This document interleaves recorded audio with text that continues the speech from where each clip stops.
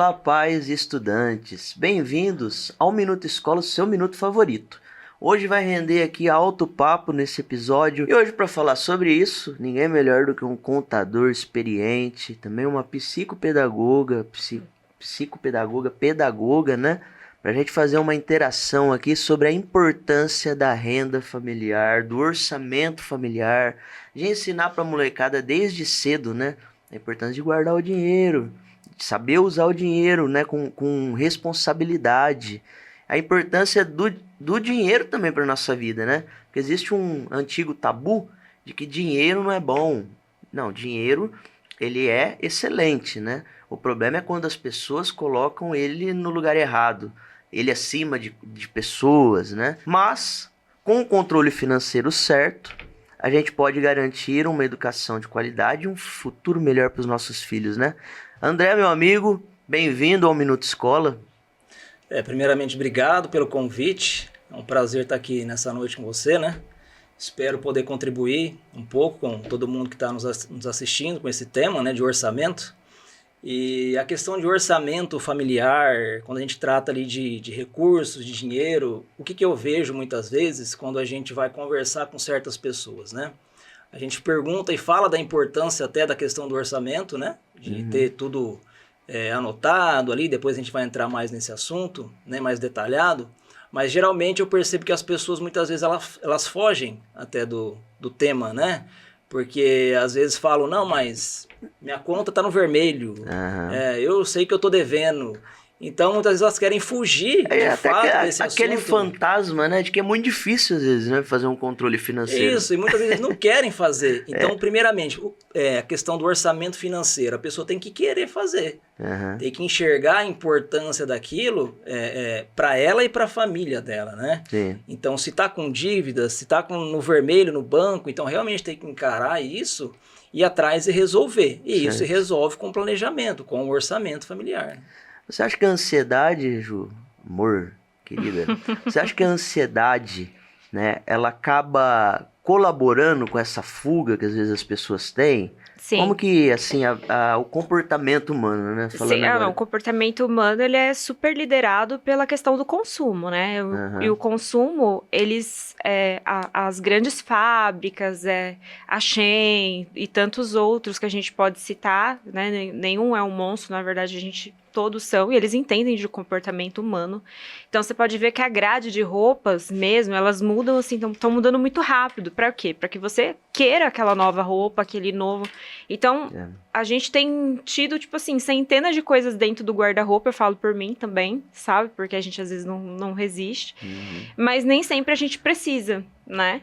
Então, acho que esse é um ponto. E outro ponto que eu queria também entender, que eu acho que algumas pessoas falam de um jeito e outras de outro, se as moedinhas, elas fazem parte mesmo dessa grande economia para poder fazer esse planejamento, ou se na verdade tem que cortar nos grandes custos, né, que a gente fala, aí eu fico imaginando o tio Patinhas, cheio de moedinha, e aí eu não sei se faz sentido, entendeu?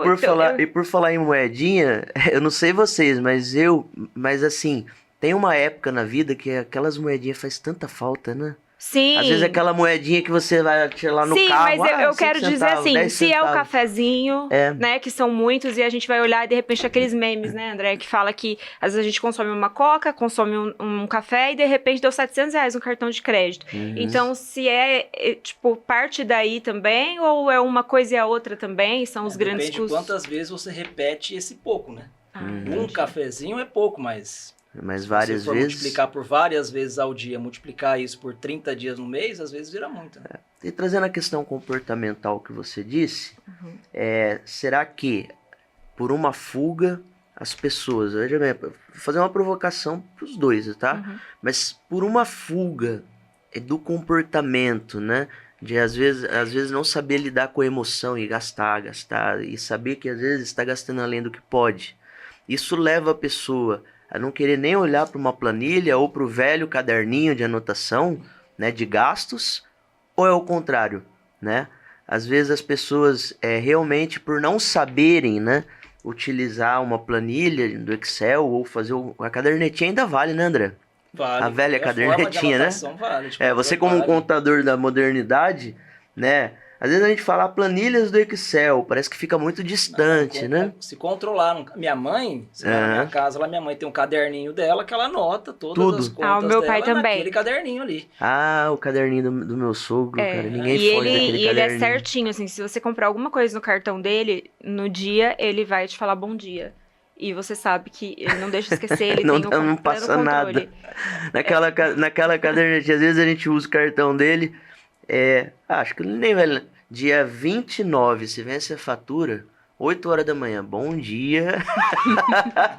Mas é o método do caderninho, né? Isso mas tem que ter um método, né? É isso que a gente tá falando. É o método que vale para você. Sim. Não adianta você falar para a pessoa, olha, você tem que controlar numa planilha, você tem que controlar no sistema. Às vezes ela vai desmotivar. Primeiro... Se ela consegue controlar no caderno, então que controle no caderno. Mas primeiro de tudo é quebrar o tabu, né? Não vou fazer porque é muito complicado. Não entendo nada de computador, de Excel, né? Ou de app. Não, então vamos já simplificar e já desmistificar essa questão. Questão comportamental, né? Não sei se eu consegui passar a pergunta, mas assim... As pessoas, gera fuga nas pessoas e faz com que elas não controlem. Eu acho que a fuga estão dos dois lados. A fuga tá no você comprar, se sentir bem e depois se sentir mal, pode ser, né, um fluxo. E tá também você não conseguir olhar, né, suas contas, porque para você continuar tendo aquela falsa sensação de que você pode comprar alguma coisa e sentir aquele prazer novamente. Então... E muitas vezes é por causa do descontrole. Às vezes a pessoa pensa que tem um recurso a dispor com aquilo e ela não tem, né? E aí é que vai ocorrendo depois o descontrole, a falta de dinheiro, que talvez aí reflete nessa questão emocional também, que faz ela comprar mais, então vira ali uma bola de neve. Bola de neve, né?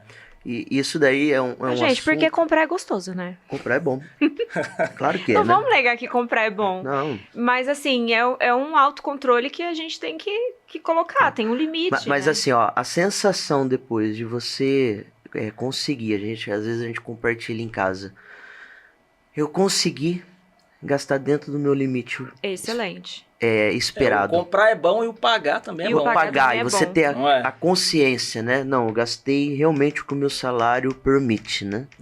Investi o que eu tinha que investir, coloquei as prioridades. A gente vai falar sobre isso daí, André. Mas assim, pra gente fechar essa primeira pauta, dá aí algumas dicas práticas, né?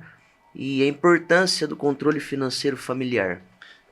A importância, no caso, é para de fato não haver ali... O que acontece às vezes com a questão do descontrole familiar? Gera até brigas familiares depois. Né? Entra nessa questão emocional ali. A falta do dinheiro, o descontrole com o orçamento reflete diretamente na família, no convívio da família. Então, uma das coisas assim, mais importantes na estrutura familiar... é você, de fato, né, se organizar na questão financeira para que isso não reflita na questão familiar. Que haja brigas ali, tudo por causa do dinheiro. Sim. E lembrando, assim, é importante a gente falar que às vezes as pessoas falam, mas meu salário não é tão bom assim, né? Você está ainda em construção de salarial, que todo mundo passa por um processo na vida, né? E temos que passar, né? Ninguém consegue já, tô ganhando 10 mil. Né? Então são fases da vida, mas às vezes a pessoa ganha um salário mínimo que seja, né? Também é muito importante que ela tenha esse plano familiar, né? É preciso saber, né? E ter uma rotina de organização no pouco, para que no muito ela também saiba continuar se organizando, certo? Porque hoje ela ganha pouco ali dentro da realidade de cada um. Ela não se controla, não se organiza, leva a vida estilo Zeca Pagodinho, né? Deixa a vida me levar, né? Não é? E aí quando chega o muito na mão dela, ela não vai saber se organizar. A gente vai pode ter o mesmo descontrole de no pouco, né? A gente pode fazer um parênteses aqui, que a gente vê muitas vezes com jogador de futebol, infelizmente. Então eles vivem uma vida com dificuldade, não tem ali, lógico, uma renda considerável, então também não tem um controle. Então, quando tem muito dinheiro em mãos... Falando em jogador de futebol, eu tava vendo uma entrevista, não sei se vocês viram, do pai do Neymar, falando como ele controlava no pouco as finanças, né? Porque isso, o velho parece que é bom, né? Assim, ele é um ótimo empresário. Ótimo empresário. Ele é muito bom como E acho que não tem muita tecnologia, não, pelo que eu escutei na entrevista dele. 1%, né? Que ele fala lá. 1% lá. E quando o Neymar começou a carreira, é a mesma conta que ele faz até hoje nos bilhões. entendeu? Então é muito interessante, né, a gente ouvir. Então é o que você falou, desde o pouco ele tá no muito e continua com as mesmas práticas. Isso é uma educação, né? E também a educação dos filhos, a sucessão. Eu tenho visto uma série que tá passando várias mansões de gente que tinha muita grana e viraram mausoléus, porque depois os filhos é uma casa tão grande e o filho não tem capacidade de gerir, tá tudo às mínguas. Tem uma casa do Pelé às mínguas, tem a casa da Hebe que tá às mínguas. Então ninguém conseguiu fica triste, né? Não conseguiu honrar com os compromissos do que os pais tinham e não conseguiu multiplicar aquilo. Aproveitando sua inspiração total, aquela frase que é típica hoje do pai do século XXI, do pai da nossa geração, né? Eu vou dar tudo para o meu filho o que eu não pude ter. Ah, não pode. Isso também é um fator, né, que está por trás de um comportamento e que afeta o financeiro familiar. Sim. E afeta também, sem contar as questões também da criança, né? Sim. Ela não pode sentir que é muito fácil. Você pode ter o salário bom que for, eu penso, tá? Mas a criança tem que saber valorizar, suar. Ela tem que saber de fato o valor daquilo. O valor daquilo, Nada né? realmente cai do céu. Então o que você me diz, Juliano Severiano? Eu vou dar tudo o que eu não tive para o meu filho. Eu não tenho nem o que falar sobre isso, né? Senão vai escrachar, porque... não é assim que eu crio meu filho, né? Você compartilha ele comigo e a gente diz pra ele que tudo é muito suado. A gente fala quantos dias de trabalho a gente tem pra poder, às vezes, proporcionar alguma coisa pra ele. E coisas que às vezes é normal pra ele, um exemplo, é normal pra ele ir a algum hotel. É normal. Pra mim não era quando eu era criança. Então, quando a gente paga tudo certinho, eu falo, poxa, é tanto. Ele falou, nossa, mas pagou só isso num hotel? Será que vai ser bom? Ele não tem noção. Não é, que ele tá acostumado também a ganhar, né? Às vezes... Então eu vou lá e tem muitas coisas que a gente vai mesmo, que as pessoas nos convidam, dão pra gente, a gente vai na viagem e tal. Mas assim, em relação a ele, de explicar pra ele que na minha infância não era assim, que aquilo tem um valor, tem um custo. E que se a gente ficou no mais simples agora e ficar no melhor depois também não tem problema, não é um bicho de sete cabeças, a gente fica. Então assim, saber viver no pouco e no muito. Mas o João, ele também tem uma natureza muito simples, né? Ele me dá trabalho em outras coisas, mas assim, ele é uma criança muito simples, um adolescente muito simples, ele não liga pra marca, ele não liga pras coisas, então assim... Graças a Deus. Ele é muito tranquilo, e a gente tenta educar ele, assim, sem... você pode ter uma coisa de marca, mas você pode ter coisas também normais e ser versátil e tá tranquilo, e se deixar ele anda João, até de chinelo. Isso que eu ia falar, o João é até o contrário, se deixar ele anda de bermudão rasgado, né, que também já é um outro extremo, né, da questão do comportamento, ainda mais na idade que ele tá. Mas ele é muito simples de lidar, muito simples de explicar. Quando a gente põe uma meta, a gente fala que vai levar ele num sonho dele, alguma coisa, ele estuda melhor para ele poder tirar a mesada dele melhor. Então, assim, ele se programa para esse a longo prazo, ele espera. Fica muito ansioso, me dá trabalho com ansiedade. Mas a gente vai trabalhando com ele assim. E ele, com o dinheiro dele mesmo, ele tenta não gastar, né, Bruno? Sim. Ele segura, ele fala que não vai gastar, e aí ele fala que não tem, aí a gente vê que ele tem na carteira dele, aí ele quer que a gente pague. Já me socorreu em caso de emergência. Já, socorreu. Mas Aí assim, pai, eu vou te emprestar, mas você me paga quando? Você me paga depois? Aí fica sempre perguntando. Ainda, né? Quanto você vai me pagar, pai? Você vai me pagar mesmo? Aí passa 2 dias... Pai, você não vai me pagar aquele dinheiro? Tem as tarefas de casa também que a gente usa nessa remuneração. Às vezes ele quer um açaí, às vezes ele quer um dinheiro. Então ele lava a louça, ele limpa o quintal, principalmente no final de semana. Eu quero dar uma esquentada nessa conversa, tá? Então eu quero ver com o especialista aqui. O André tem uma vasta experiência, tanto na área financeira como contábil, né, André? Porque não tem como um e o outro, eles andam totalmente juntos, né? Uma coisa tá ligada na outra, né? Aliás, eu digo que o administrador muitas vezes não entende quase nada da contabilidade, mas o contador entende tudo de administração, finanças, né? Então é bem por aí. E até assim, ele, a esposa dele também, eles são um casal muito equilibrados. Sim. E eu e o Bruno tenta olhar pra eles e perguntar as coisas. Poxa, você vai morar? Onde você vai morar? Acho que se ele tá falando que é legal, a gente vai também, porque a gente vê que ele tem uma organização. A gente admira isso, né, em vocês. Você tem que ter pessoas, né, sempre para se inspirar e se ajudar sempre. Todo mundo precisa de ajuda, gente. Todo mundo precisa de um amigo de verdade, de uma pessoa que vai te apontar. vai falar, você precisa melhorar nisso, você precisa, né? Porque às vezes a gente não enxerga. Mas para dar uma esquentada, André, como eu estava falando da sua vasta experiência, né? Tanto em finanças como contábeis, proprietário do Bandeiras Contabilidade, né? Isso. Um escritório que tá 20, 30... 36 anos. 36 anos. Nossa, com o João Nery. Um abraço pro meu sócio aí, João João Nery. Nery. Rapaz, o que eu tenho de vida com a... Não sei, nem eu vou vem fazer você. 40 já, né?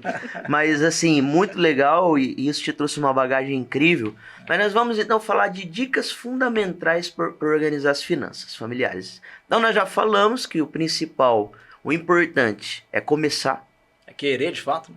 Querer começar. Por onde? Pelo começo. Logicamente. Não, parece redundante, né? Mas se você não tem o hábito de fazer a anotação de tudo que você gasta, tudo que você recebe, né? Você precisa começar por isso, certo? Então, acho que isso daqui tá bem, né? Aí depois, André, exemplos práticos, tá? Porque assim... Beleza, eu entendi então, Bruno, vocês falaram aí, eu tenho que ter um caderninho, uma planilha escrito entradas, para ficar mais simples, né, para quem nos assiste, e saídas. Isso. Entradas é todo o dinheiro que eu recebo, né? Ah, tem hora extra para receber. Quem for, no caso CLT, é mais fácil, né? A pessoa que é funcionária ali, ela é colaboradora, é mais fácil, ela vai colocar o valor líquido que ela recebe ali por mês, então não vai ter mudança, né? Quem é a menos assim, se tem uma variação, faz um bico aqui, faz um negócio ali. Mas geralmente para quem é autônomo, para controlar ali a questão das receitas é um pouco mais difícil, né? Logicamente, ele vai relacionar ali todo mês o valor que ele recebe e isso vai acabar gerando um histórico, vai virando uma média para ele projetar para o mês seguinte, né? Então, se na média ele tira ali 4, 5, 6 mil, ele faz uma média mais ou menos ali de 5 mil reais e vai projetando sempre para os meses seguintes, né? Tá. Com uma sobra, né? Naturalmente, tá? A gente tem uma... você, a Ju, a gente tem uma tendência de falar um linguajar um pouco mais técnico. Então, eu vou tentar dar uma quebradinha, tá? Mas não é por... É para que todos os que estão nos assistindo realmente nos entendam, né? Sim. Porque esse é o objetivo. Então, receita, gente, é entrada. Despesa é tudo que sai. Isso. Então, entrada, né? Um exemplo. Eu dou aulas, ganho R$1.500. Eu tenho meu salário fixo, eu ganho 4 mil. Beleza. Isso está projetado ou não? Enfim, você tem que ter ali uma base do que você ganha por mês. Isso. E a partir daí começam as despesas. Correto. O que a gente tem que começar? Ponto de partida. Me corrige, tá? Se estiver falando errado. Despesas fixas. O que é fixo? Tudo aquilo que faça chuva ou faça sol, não tem como fugir. No caso do residencial, aluguel, luz, água, mensalidade escolar, plano de saúde, tudo aquilo que já está contratado, igual você falou, faça chuva ou faça sol, você vai ter que pagar. Parcela do carro. Tudo que já está realizado, que você já sabe que vai acontecer, que você vai ter que pagar, classifica na despesa fixa. Depois eu vou falar até de uma regrinha em relação ao percentual, mas aí a gente chega nesse assunto depois. Até mesmo porque se não tiver lá lançado, não quer dizer que não existe, né? Então tem que lançar tudo. Isso. Então classifica as despesas eu vou esquecer dessa conta aqui. Pra ficar muito olhando pra ela. Mas aí tem quem te cobra depois, tem quem te lembra. Tem quem te lembra, né? Se a pessoa lá, o cobrador, esquecesse também, mas não, né? Não, até aí tudo bem, eu acho que tá claro, né, pra nós e pro pessoal de casa também. Só que aí vamos lá, aí existe o maravilhoso, que é bom, mas pode ser também uma arma, né, na nossa mão, que é o cartão de crédito. Pai amado. Como controlar a fatura desse cartão? Você é daqueles que pega notinha por notinha e vai guardando na carteira? Quando você vai criando um histórico, né, e você sabe que você não sai do seu ritmo normal ali, mensal, você já tem um histórico de quanto que você está gastando no cartão. Mas o cartão em si, ainda você pode controlar a parte, certo? Vai anotando ali o valor que você está gastando no cartão. Você vai colocar na sua planilha. É recomendável isso. Isso, você vai colocar na sua planilha. Gasto com cartão, previsto. Um exemplo, R$1.000, ok? Que já está previsto. E vai controlando a parte ali. Todo dia que você está gastando cartão, vai controlando a parte. Certo. E isso você vai alterando depois ali no final do mês. Automaticamente você também vai criando um histórico do seu gasto com cartão. André, e se a pessoa tem dificuldade de lembrar de anotar depois? Que tem alguma dica? Porque eu mesmo, Já tentei controlar de várias maneiras o cartão, tá? Hoje eu tenho lá o aplicativo. Agora ele põe um limite bem baixo. É o melhor jeito, gente. Sim. Não, a melhor forma. Às vezes é melhor você não ter pra usar. Ou se não né? consegue, de fato, controlar o cartão. Porque o cartão é uma das despesas que as pessoas mais se perdem. Sim. E é onde tem um juro mais exorbitante. Sim. Então, se a pessoa... Às vezes você fala, não sei onde eu gastei meu dinheiro. Né? E ele tá liberado. É isso. Aí o que acontece? A pessoa gasta 5 mil no cartão. Só que ela ali tá mercado. Ali tá, né, que é bem necessário, né? Ali tá vestuário, lazer. É. Então, quando a pessoa às vezes não tem um controle, aí ela, por exemplo, vai fazer um passeio e vai gastar 3 mil reais, pronto, né? Já ultrapassou o limite. Aí corre-se o risco ainda de começar a pagar o cartão, né, parcial, rotativo. Aí, André... Aí vira uma bola de neve. Vira uma bola de neve. Cartão é igual a Juliana falou. Entre aspas, um dinheiro fácil que tá na tua mão, igual meu filho já falou, papai, compra tal coisa pra mim. Não dá agora. Não, mas passa o cartão. Porque pra eles, não, o dinheiro tá ali fácil, só que tem que pagar. E na hora de pagar é que tá o problema, né? Muitas vezes você não consegue pagar, você vai parcelar, aí os juros do cartão é exorbitante, aí começa a virar uma bola de neve. Então, se não tem controle, pelo menos nesse momento, não tem controle de cartão, no caso, não consigo controlar cartão, e você enxergar que essa é a sua dor, cartão. Se puder, né? Quem sou eu aqui para falar para a pessoa fazer ou não fazer? É uma dica. Se puder, deixa o cartão de lado, né? Não saia com o cartão durante o dia ali. Use só quando de fato precisar. Um limite recomendado, por exemplo, cartão a 30% da minha renda, ou não? O limite no cartão específico, não. Já que você falou dessa questão ali de percentual, existe uma regrinha... Mas isso, logicamente, depende de cada família, depende de cada renda, de cada orçamento, certo? Tem uns gurus da internet que os caras falam que você tem que guardar X%, mas como que eu vou falar para uma pessoa que ganha um salário mínimo, pai de família, guardar X%? Então tem que trazer para a nossa realidade, correta realidade de cada um. Então tem uma regrinha assim, mais ou menos, é 50% para suas despesas fixas, certo? É isso que você citou. Aluguel, energia, a água. 50%. Então 50% é aquilo que você já tem comprometido durante o mês. Então se o cara já gastou só aí 70%? Se ele ganha 10 mil reais, um exemplo, 5 mil reais, ele já estaria comprometido com essa renda fixa. Ok? Volta a falar. E a gordurinha de sobra? Então, renda fixa, 50%, são 5 mil. Os outros 30%...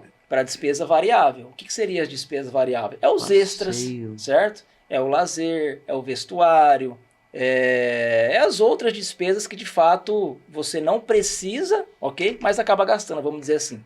É um lanche no final de semana, é um cafezinho, é um passeio, é umas férias.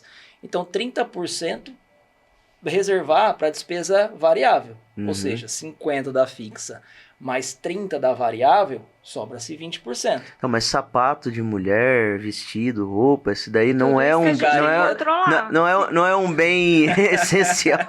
Mas sabe o que eu acho que é pior? É aquela compra por impulso. É quando a gente fica exposto demais e a gente acaba comprando. Tipo, você tá dentro de um shopping, tudo ali é pra vender. Todas as lojas são pra vender. Sim. As vitrines ficam piscando, tudo. Me leva, me leva. Por isso que eu quase nem vou, porque geralmente quando eu quero uma coisa, eu vou comprar aquela coisa. E é aquela coisa que eu levo pra casa. Então eu tenho umas compras bem assertivas.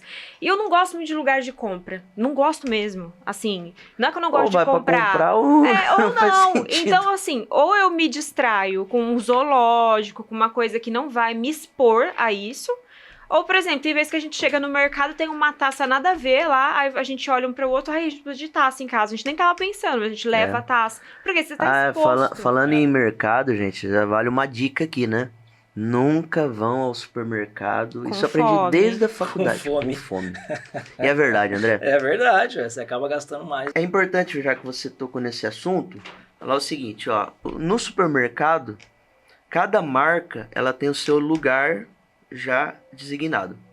Então, por exemplo, tem o lado de chocolate, né, tá ali. Então o cara não chega lá, o fornecedor, fala, vou colocar o meu produto da Lacta aqui porque ele vai ficar mais visível. Não, ele já tem o lugarzinho dele na prateleira.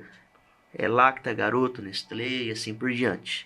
Todas as marcas, quando eles querem aumentar a venda, gerar essa venda por impulso, eles chegam no setor de compras dos mercados, os mercadistas sabem disso, né?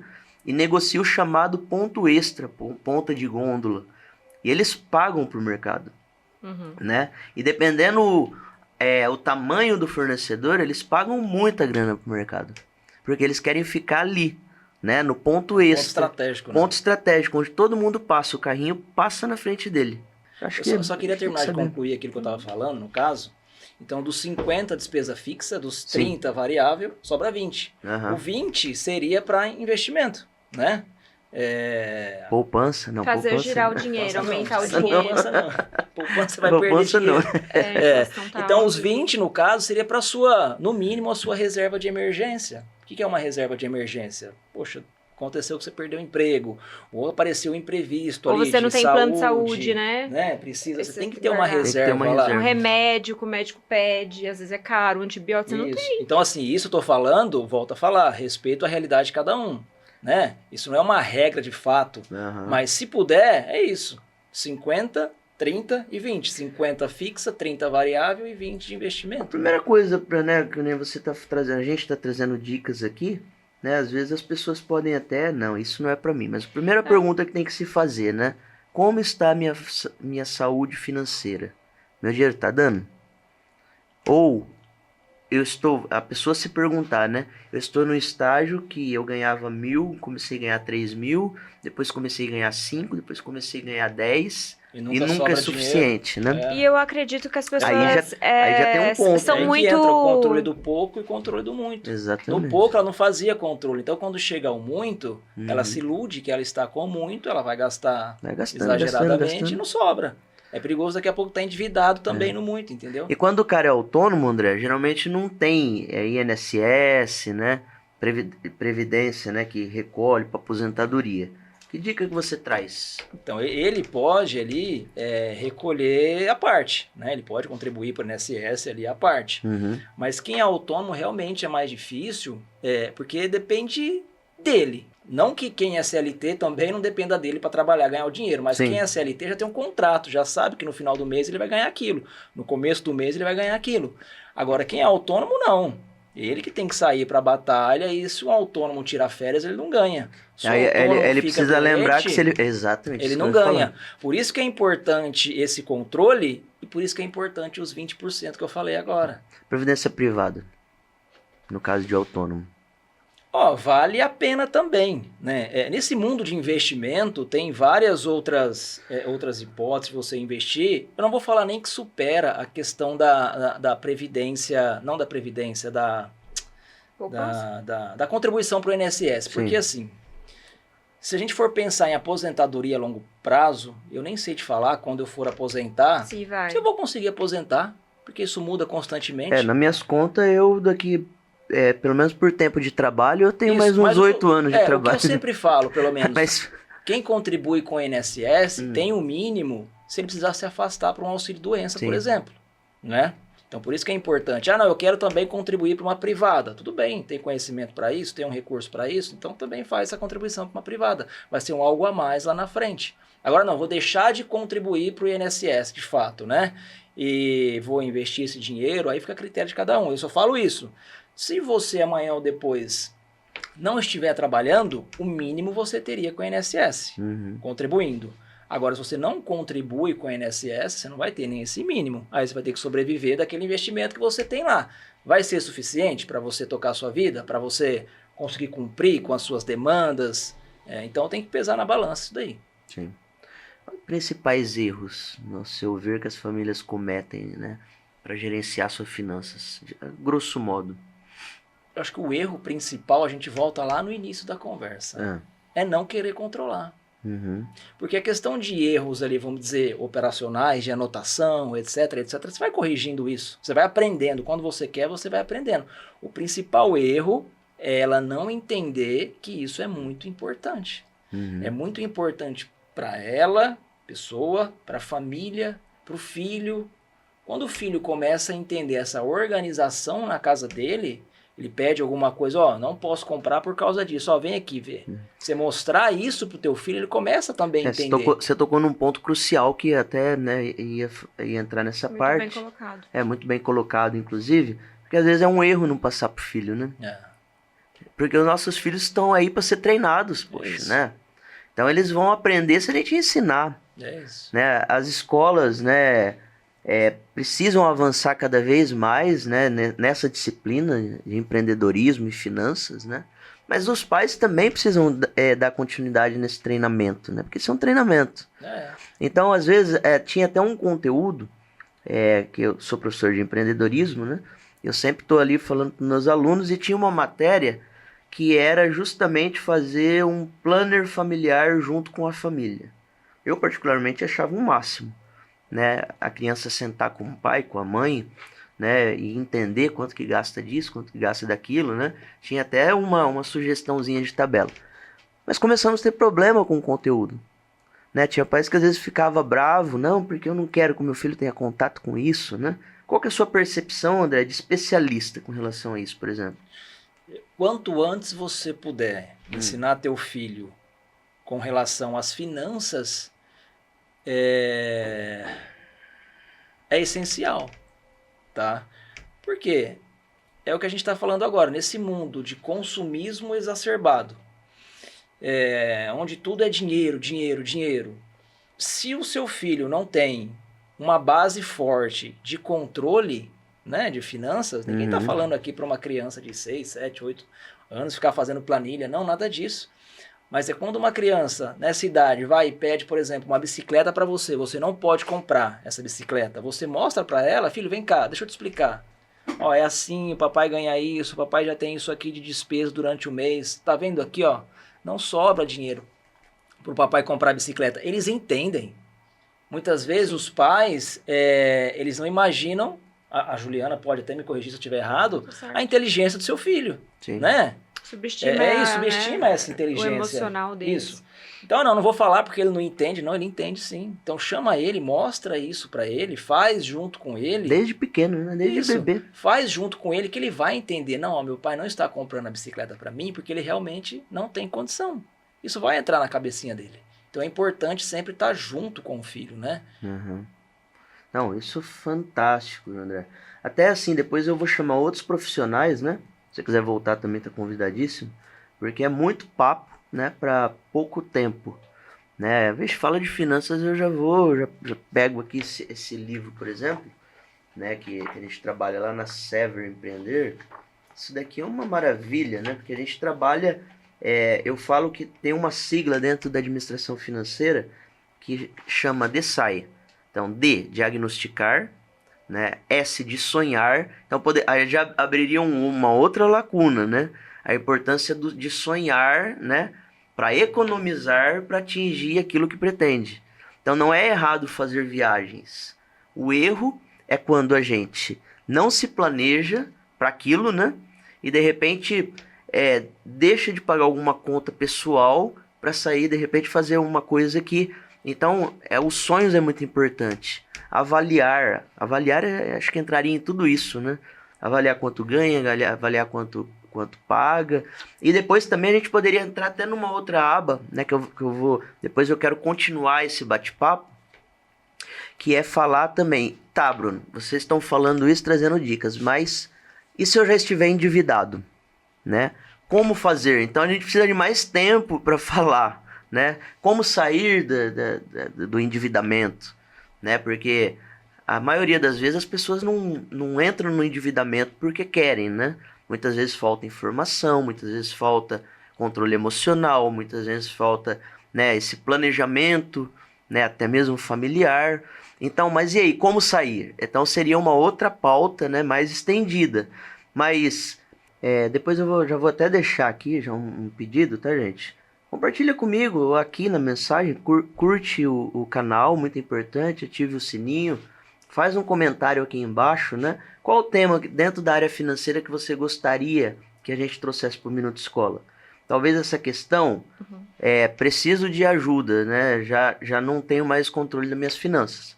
Isso é um bom papo pra gente trazer. Primeiro é a humildade, né? Sim. Você reconhecer, você ter humildade, entender, começar a praticar, né? E as coisas vão andar na sua vida. Interage aqui, se você não quiser se expor, vai lá no meu Instagram, no meu direct, né? Fala, Bruno, eu queria que você falasse sobre isso, para tal tema no Minuto Escola, ligado a finanças, porque isso é imprescindível, né, André? Esse tema. Vou dar só uma dica aqui rapidinho. Quanto a isso. Relaciona todas as suas despesas, vai criando um histórico disso e analisa. Porque só de você analisar ali, você já vai ter uma ideia o que está sangrando o seu orçamento e onde você pode cortar. Sim. Então, essa dica já é fundamental para quem realmente quer sair da dívida. Ótimo. Então, relaciona suas despesas, cria esse histórico, analisa suas despesas de fato e vê o que eu estou gastando a mais ali que eu não precisaria gastar e onde que eu posso cortar também, né? Sim. Então é uma dica aí que fica já para emendar nesse tema. E a gente emenda nesse tema e de certa forma a gente está recapitulando, né, um pouco do que foi falado aqui, né, sobre elencar prioridades. Por exemplo, o que é elencar prioridades? Um exemplo prático. Se eu tenho 5.000 e eu tenho 1.500 de aluguel ou financiamento habitacional. Eu não posso ficar sem casa. Posso ficar sem casa. Se eu gasto 2.000, minha família é meio grande, 2.000 de mercado. Não dá pra ficar sem comer. E a gente sabe que o mercado não tá brincadeira, né? Preço do mercado. Gás. Se eu pago escola pro meu filho, né? É uma prioridade a educação. Pelo menos eu penso assim. Educação, saúde. Saúde. Então, acho que a gente já eliminou o que é prioridade. É isso. Né? Os fixos acabam sendo as prioridades, né? Que não tem pra onde você fugir. Escola do filho é um gasto fixo? É um gasto fixo, é prioridade, é um gasto fixo. Saúde, mesma coisa, né? Legal. Então é muito importante elencar isso. Gente, olhando para aquela câmera lá, né? O que você quer trazer para as pessoas que nos assistem, estão nos assistindo nesse momento ou nos assistirão daqui a um tempo, né? O que eu tenho para falar é aquilo que eu pontuei aqui agora, que vocês realmente encarem, né, a realidade, não fujam da realidade, né? Façam esse controle, tenham esse controle, que isso não gere em você ali uma certa ansiedade, não, pelo contrário. O controle ele serve até mesmo para tirar essa ansiedade da pessoa, para saber de fato o que ela está ganhando, onde que ela está gastando. Isso traz um certo conforto para uma análise posterior. Então encare a realidade, não fuja aí de algum problema. Se você está endividado também, não se desespere, coloque isso no papel, relacione, veja onde que você está gastando mais, veja onde você possa cortar. Tudo isso vai de encontro ao controle que cada um precisa ter de fato para que tenha um resultado positivo. Já antecipando, procure os fornecedores, procure os parceiros, procure os clientes, proponha uma negociação de dívida, né? Principalmente com o banco. Principalmente com o banco. E uma dica também, tem muita dívida bancária que, logicamente, são juros abusivos, às vezes você precisa procurar até um advogado, tá? Sim. Então quem tem contato com advogado, muitas vezes compensa até procurar um advogado para fugir dessa dívida, né? Desses juros abusivos que o banco cobra. Cobra, sem dó, né? Sem medo de ser feliz. Ju Severiano? É aquilo, o mercado sabe o que você gosta, o mercado que eu falo é um todo, né? A indústria da moda, a ciência dos marqueteiros. Eles têm ciência, eles estudam vocês, hoje ainda mais com redes sociais. Então você pensa, tá lá, você fala, tá lá. Tudo que você, né, gosta, eles sabem o seu gosto. Então, assim, pensa o que o André tá falando, que ele pensa muito antes de fazer, pensa antes de fazer, pensa antes de comprar. Quem não pensa acaba sendo pensado também. Né? Porque alguém já tá pensando por nós. Claro. É verdade. Alguém já tá pensando, já sabe até o estilo de roupa que você gosta, né? O que vai cair bem em você. Aí daqui a pouco, quando você menos espera, né? O que a gente tá falando já tá aqui. Daqui já tá aí. Nos ouve isso aqui, não é? Exatamente. Daqui a pouco vem recuperação, não sei o que. É verdade. Exatamente. Não, é incrível, ele sabe nossos gostos. Gosto de sapato, né? Gosto de roupa, gosto de... Então a gente precisa, gente, primeiramente, nos vencer, né? Sim. Então, e vale essa dica. Muito bom ter estado com você, muito bom esse momento juntos, né? É um minuto, meu minuto favorito. É o Minuto Escola, né? Que está aqui. Não vou dizer que semanalmente, mas, né? A gente tá sempre aqui presente na telinha aqui do YouTube, né? E eu agradeço por mais esse episódio, agradeço o André, agradeço minha esposa. André, desejo tudo de melhor, sucesso cada vez mais, né? Lá no Bandeiras Contabilidade, em todos os seus empreendimentos que você faz, para sua família, né? E eu agradeço muito você ter disponibilizado o seu tempo para estar aqui batendo um papo, porque eu defendo que a gente tem que ensinar, né? Aquilo que um pouquinho que a gente sabe, né? E também aprender sempre, que é uma via de mão dupla. E isso também é um ponto de solidariedade. Mas obrigado, meu irmão. Valeu. Isso é generosidade. Obrigado. Eu que agradeço. Espero ter contribuído um pouquinho aí com vocês. Eu já aprendi um monte aqui hoje. Precisar de mim, tamo aí. Já aprendi até que eu vou ter que diminuir aqui o limite do meu cartão. Valeu, galera. Muito obrigado. Até a próxima.